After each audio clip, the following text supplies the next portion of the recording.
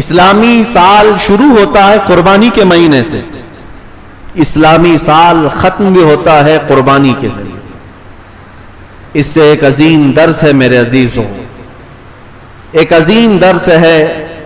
یہ شہادت گہ الفت میں ہے، قدم رکھنا لوگ آسان سمجھتے ہیں مسلمان ہونا، یہاں پر قدم قدم پر تمہاری آزمائشیں ہیں، اور بغیر قربانی دیے ہوئے اگر تم یہ سمجھتے ہو تو قرآن کیا کہتا ہے سنو۔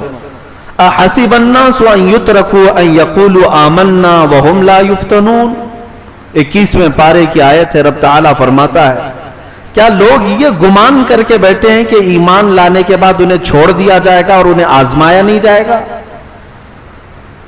جو بھی ایمان لایا ہے اسے قربانی کے لیے تیار رہنا ہوگا۔ قربانی کا مطلب صرف اور صرف گردن پر چھری چلانا نہیں ہے، قربانی کے ہزار انداز ہیں، الگ الگ طریقے ہیں۔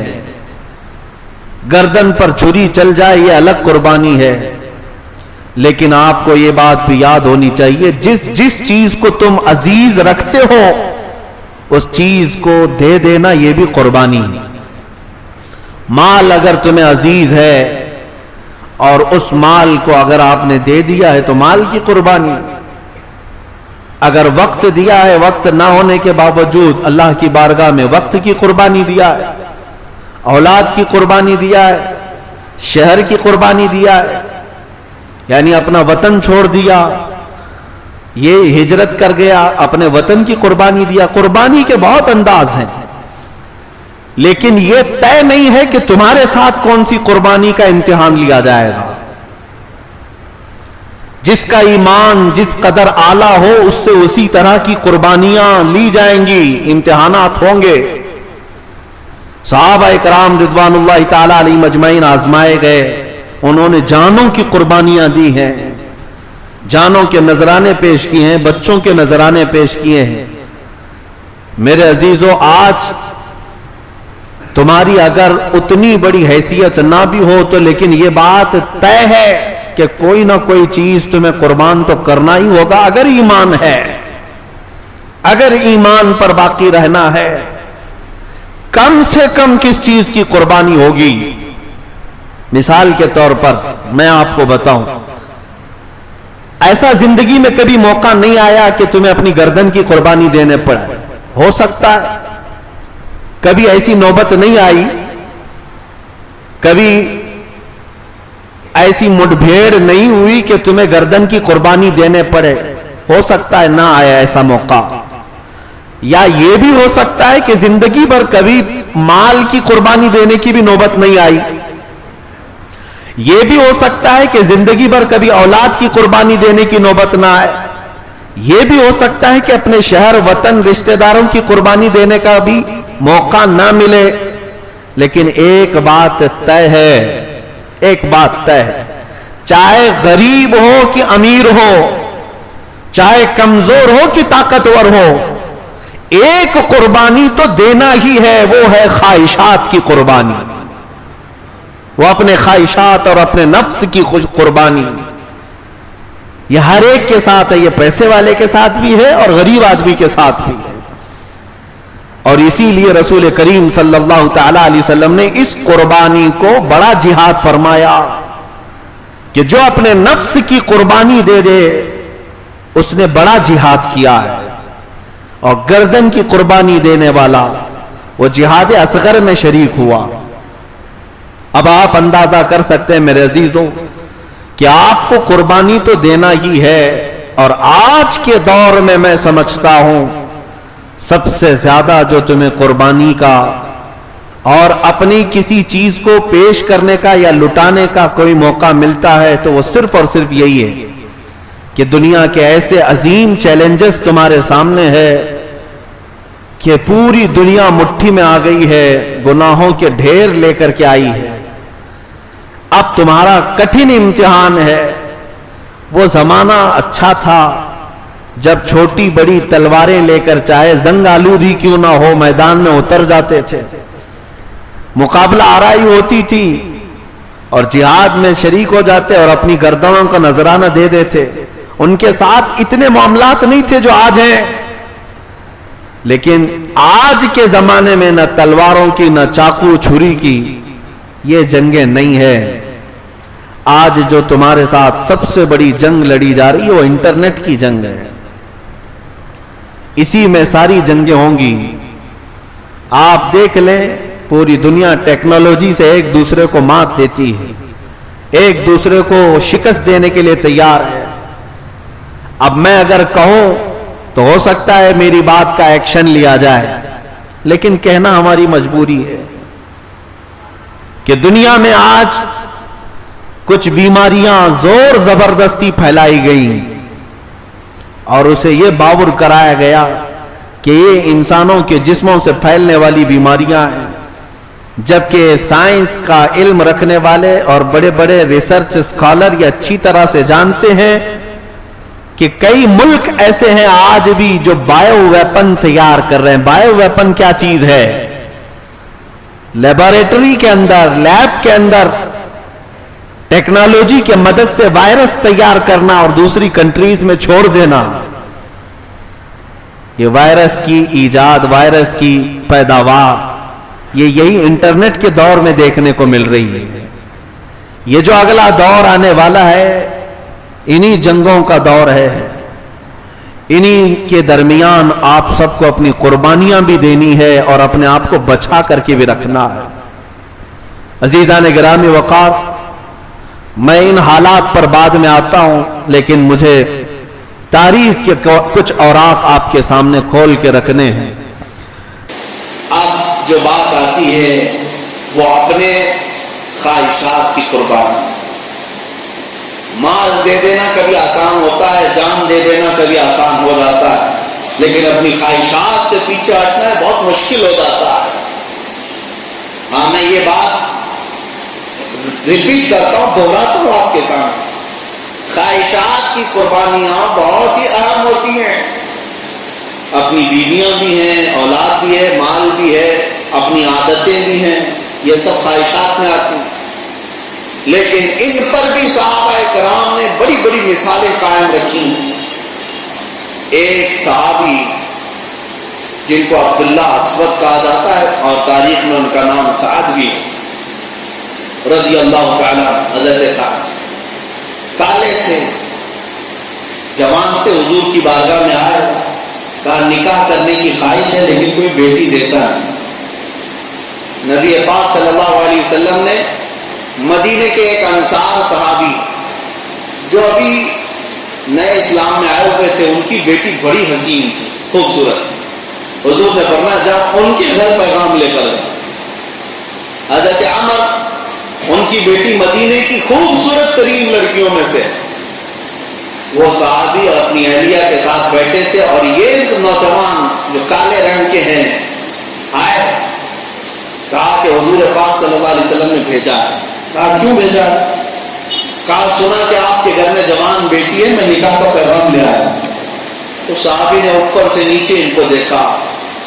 میرے عزیزوں, یہ امتحان کی گھڑی ہوتی ہے.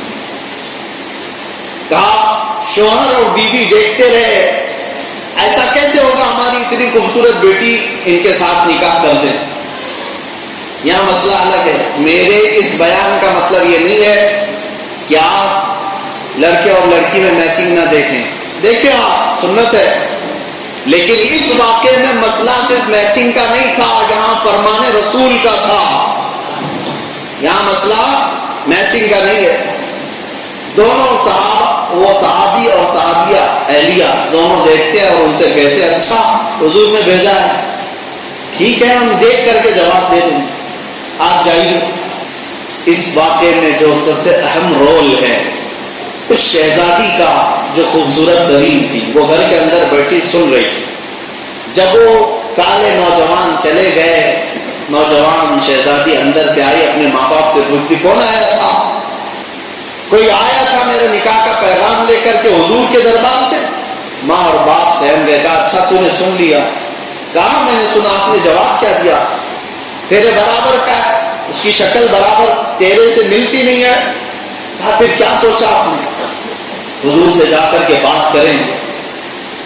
وہ دوشیزہ, وہ نوجوان شہزادی رونے لگ گئی. کہا مجھے اللہ کے عذاب سے ڈر لگتا ہے کہ میرے والد ہے میری والدہ آپ نے کیا کیا آج آپ کو اندازہ ہے آپ نے صرف آنے والے کا رنگ دیا دیکھا بھیجنے والے کا رنگ نہیں دیکھا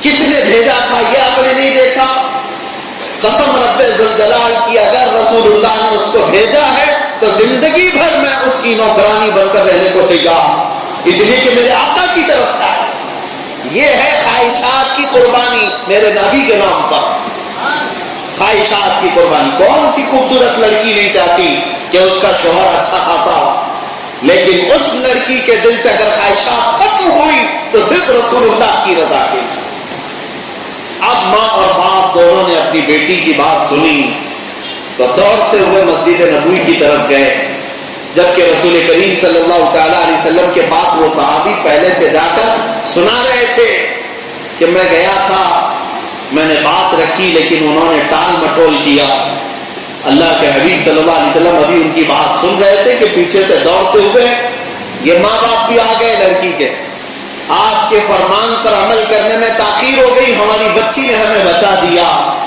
ہم معافی چاہتے ہیں اللہ کے نبی ہم راضی ہیں اس پیغام سے ہم اپنی بیٹی اس نوجوان کو دینے کے لیے تیار ہیں اللہ کے رسول صلی اللہ تعالیٰ علیہ وسلم نے ان کی خطا معاف فرمائی اور مسجد نبوی میں میرے آقا صلی اللہ تعالیٰ علیہ وسلم نے نکاح کا یہ جشن رکھا نکاح کا مسئلہ وہیں طے ہونا تھا لیکن یہ وہ دن تھا جب اللہ کے حبیب صلی اللہ علیہ وسلم کو جنگ احد کے لیے رات کو نکلنا تھا نبی پاک صلی اللہ تعالیٰ علیہ وسلم نے حضرت عبداللہ جن کو سعد کہا ہے کچھ صحابہ سے لے کر کے حضور نے ان کو مال دیا تھا شادی کا سامان لے لے تجھے آج گھر بسانا ہے پیسے تو تھے نہیں مال تھا نہیں کہا شادی کا جہیز خرید کر کے لا تو اپنی بیوی کو کہاں رکھے گا یہ خوشی خوشی گئے اور جہیز کا سامان خریدنے کے لیے بازار میں گئے تو وہاں ایک منادی اعلان کر رہا تھا اے مسلمانوں اللہ کے نبی صلی اللہ علیہ وسلم جہاد کے لیے نکل رہے ہیں مشرکین نے حملہ کیا ہے تم میں سے کون ہے جو نبی پاک کے شانہ بشانہ کھڑا ہو جائے حضور کے ساتھ کون جانے کو تیار ہے یہی عبداللہ جو جہیز خریدنے کے لیے گئے تھے اب جا کر گھوڑا خریدتے اور تلوار خرید رہے ہیں بھالا خرید رہے ہیں نیزہ خرید رہے ہیں لوہے کا لباس خریدا پورے کے پورے پیسے جنگی سامان میں لگا دیا ارے کچھ تو بچا کر کے رکھتے جنگ میں جا کر کے واپس آؤں گا تو پھر شادی بھی تو کرنی ہے نہیں جنگ میں جا رہے ہیں یہ صحابہ کی عادت تھی وہ یہ نیت لے کر نہیں جاتے کہ واپس آئیں گے تو یہ کرنا ہے یہ نیت لے کر کے جاتے کہ شہادت ہوگی تو اللہ سے ملاقات کرنا جنگی سامان خرید لیا اور وہیں سے پہن کر کے آئے غریب تھے گھوڑے پر بیٹھے نہیں یعنی ان کا ذاتی گھوڑا نہیں تھا ذاتی گھوڑا نہیں تھا ساز و سامان بھی ان کے پاس جنگ کے نہیں تھے آج جی بھر کے سب سامان خریدا پورا زیرہ کا مطلب ہوتا ہے لوہے کا لباس ٹوپی بھی لوہے کی ہوتی ہے اور سینے پر بھی لوہے کا لباس رہتا ہے تاکہ تلواروں کا زخم نہ آنے پائے سب پہن لیا صبح کے وقت جب صفیں لگی صحابہ کی اس میں یہ بھی شامل تھے اور میدان جنگ میں جب طبلہ بج رہا جنگ گھمسان کی ہونے لگی نبی پاک صلی اللہ علیہ وسلم اونچے ٹیلے سے دیکھ رہے تھے ایک صحابی کو بلایا اور کہا یہ جو نوجوان دکھ رہا ہے زرہ کے ساتھ لوہے کی ٹوپی کے ساتھ نئے گھوڑے کے ساتھ یہ کون ہے حضور نے جب پوچھا تو صحابہ اس کی تلاش میں لگ گئے نیا کوئی آیا ہے ہماری صفوں میں سے کوئی نہیں ہے نبی پاک صلی اللہ علیہ وسلم نے مسکرا کر کے کہا اس کی کہنیاں دیکھو یہ کالے کالے نہیں نظر آ رہے یہ عبداللہ اسود یہ سعد ہے میں اس کو اچھی طرح سے جانتا ہوں اس کو میں نے جہیز خریدنے کے لیے پیسے دیے تھے اس نے جنگ کا سامان خرید لیا میرے عزیزوں اللہ کے حبیب صلی اللہ تعالیٰ علیہ وسلم نے مسکرایا لیکن جنگ کا وقت کسی کے ساتھ بات کرنے کا بھی نہیں ہوتا شام ہونے سے پہلے احد کے میدان میں پانسا پلٹ گیا تھا اس طرح کے 70 صحابہ کی شہادت اس جنگ میں ہوئی وہ جیتی ہوئی جنگ پھر سے شکست میں بدل گئی شام کے وقت جب رسول کریم صلی اللہ علیہ وسلم میدان کا معائنہ کر رہے تھے تو ایک لاش عبداللہ اسود کی بھی پڑی وہ لوہے کا لباس پہنے ہوئے، ہاتھ میں تلوار پکڑے ہوئے زمین پر گرے ہوئے تھے اور ہر جگہ سے خون رس رہا تھا. لیکن قربان جاؤ، صحابہ کی بہت ساری لاشیں تھیں، لیکن میرے آقا نے اس لاش کے پاس آ کر کے قریب مٹی میں نیچے حضور بیٹھے، ان کے سر سے زرہ کو اتارا. صحابہ دیکھ رہے تھے، اس کو اتارا اور جیسے ہی لوہے کی ٹوپی کو اتارا تو سبوں نے پہچان لیا یہ عبداللہ اسود. اس صحابی کی قسمت دیکھیں، میرے آقا نے ان کا سر اپنی گود میں رکھ لیا اور ان کے سر پر اور ان کے چہرے پر جتنی دھول لگی تھی میرے آقا نے اپنے ہاتھوں سے صاف کیا، خون کو پوچھا. اور اس کے بعد قرآن کی یہ آیت پڑھتے ہیں اللہ کے نبی صلی اللہ علیہ وسلم، من المؤمنین رجال صدقوا ما عاهدوا اللہ علیہ. صحابہ سے کہتے ہیں میرے آقا، اللہ قرآن میں فرماتا مومنین میں کچھ ایسے بندے ہیں جنہوں نے اللہ سے کیا ہوا وعدہ پورا کر دیا، انہی میں سے میرا یہ صحابی ہے. شادی کرنے کی خواہش کس کی نہیں ہوتی، جہیز اور سجنے سنورنے دولہا بننے کی خواہش کس کی نہیں ہوتی، لیکن خواہشات کی قربانیاں یہ بہت بڑی قربانیاں ہیں. اور اس کے بعد وہ زرہ، وہ خون، وہ تلوار، وہ گھوڑا جنگ کے بعد جب مدینے لایا گیا، رسول پاک صلی اللہ علیہ وسلم نے سب کو جمع کیا اور اس انصاری صحابی کی جو بیٹی تھی ان کو دیا اور کہا میں نے رات میں ان کا نکاح پڑھایا تھا، یہ اس کی وارث ہوئی. ایک رات بھی نہیں گزارے، شوہر بیوی تو ہو چکے تھے، نکاح ہوا تھا. یہ ان کی قربانیاں تھیں. انہوں نے ہر چیز پر اللہ کی رضا کو، رسول کی محبت کو مقدم رکھا. اس کے بعد پھر ہماری خواہشات. اسی لیے اقبال نے کہا ہے آبروئے ماں زنان مصطفیٰ، ہم سب کی عزت و آبرو مصطفیٰ کے نام سے ہے. اور اسی کے بعد میں اپنی طرف سے یہ بات اکثر عرض کرتا ہوں، ہرچے دری دنیا باد مصطفیٰ، اور اس دنیا میں جو کچھ بھی ہے وہ میرے مصطفیٰ کے بعد. جس دن آپ کو یہ بات سمجھ میں آ جائے گی تو آپ کو اندازہ بھی ہوگا کہ قربانی کہتے کسے. اب میں آتا ہوں ان عظیم قربانیوں کی بات. دیکھیں مالی قربانیاں بھی ہیں، جانی قربانیاں بھی ہیں، اولاد کی قربانیاں بھی ہیں، خواہشات کی قربانیاں بھی ہیں. ایک لمبی فہرست ہے. کچھ وہ لوگ ہیں جنہوں نے منصب کی قربانیاں بھی دی ہیں. یہ وہ لوگ ہیں جن کو اللہ تعالیٰ نے تخت شاہی دیا لیکن انہوں نے ٹھوکر مار اور واپس آ گئے. یہ قربانی نہیں ہے تو اور کیا ہے. بلخ کے بادشاہ ابراہیم بن ادھم کو کون نہیں جانتا، سلسلہ چشتیہ کے اس عالی وقار بزرگ کا نام ہے جن کے نام کی برکت سے اللہ دعائیں قبول فرمائے. ابراہیم بن ادھم. یہ عام صرف فقیر اور درویش کا نام نہیں لے رہا، بلخ کے بادشاہ کا. فوجی دستے بھی ہیں، کنیزائیں بھی ہیں، محل میں سب کچھ تھا عیش کے لیے. ایک بار ایسا دل میں خیال آیا کہ جو قلبی سکون مجھے چاہیے وہ یہ بستر پر نہیں مل رہا. اور وہ اپنا شاہی دربار چھوڑ کر کے جب نکلے تھے، ایک گدڑی آپ کے جسم پر تھی اور اس پہ ٹاکے مارتے رہتے سوئی اور دھاگا لے کر. بہت دور ایک ندی کے کنارے اپنا بسیرا کر لیا. وزیر اور بہت سارے سپاہی پریشان تھے کیونکہ آپ کی طرح حکومت چلانا سب کے بس کا کام نہیں تھا. ایک آپ کا فرما بردار وزیر ڈھونڈتا آپ تک پہنچ بھی گیا. خاموشی کے ساتھ وزیر جا کر کھڑا ہوا. جو شاہانہ طریقے ہوا کرتے تھے شاہی دربار کے، اسی انداز میں کہا بادشاہ سلامت، یہ آپ نے کیا حال بنا رکھا ہے. مسند اور کرسی آپ کا انتظار کر رہی ہے. آپ نے آنکھیں اٹھائی اور دیکھا کہ میں جس کو سب چھوڑ کر کے آیا یہاں تم بھی پہنچ گئے. بات کرتے کرتے ان کی سوئی دریا میں گر گئی. تم میرے وزیر و سپاہی ہو، وفادار ہو؟ کہا بالکل میں آپ کا وفادار ہوں، سچا ہوں آپ کا، اس لیے تو یہاں تک آیا. ابراہیم بن ادھم نے کہا اگر تو میرا سچا وفادار ہے دیکھ میری سوئی دریا میں گری ہے، لے کر آ. جا وہ ڈھونڈ کر لیا. کہا اتنا بڑا سمندر اور آپ کی اتنی چھوٹی سوئی میں کیسے ڈھونڈ سکتا ہوں. کہا تو نہیں لا سکے گا. پھر ابراہیم بن ادم نے سمندر کی طرف، دریا کی طرف دیکھ کر کہا، اے اللہ کی مخلوق، میں نے دنیا سب ترک کر دیا ہے اس رحمان کے لیے، کیا میری ایک چھوٹی سوئی کوئی مچھلی لا سکتی ہے؟ تاریخ میں موجود ہے ہزاروں مچھلیاں اپنے منہ میں سونے اور چاندی کی سوئیاں لے کر باہر آئیں۔ ابراہیم بن ادم نے سب کی طرف دیکھا اور کہا، نہیں، میری وہی والی سوئی چاہیے جو میں اپنے گاؤں سے لے کر چلا تھا۔ ایک مچھلی کے منہ میں وہ ان کی پرانی والی سوئی تھی، وہ آپ نے اس کو نکال لی۔ اس وزیر کی طرف دیکھ کر کے کہا، دیکھ، وہ تخت اچھا تھا کہ یہ تخت اچھا ہے؟ ہم نے اللہ کے لیے کسی چیز کو چھوڑا ہے تو رب تعالیٰ نے ساری مخلوق کو ہمارا تابع بنایا۔ قربانی دینے کے بعد یہ مت سمجھو کہ سب لٹ جائے گا، پلس ہو کر کے ملنا اللہ کی بارگاہ۔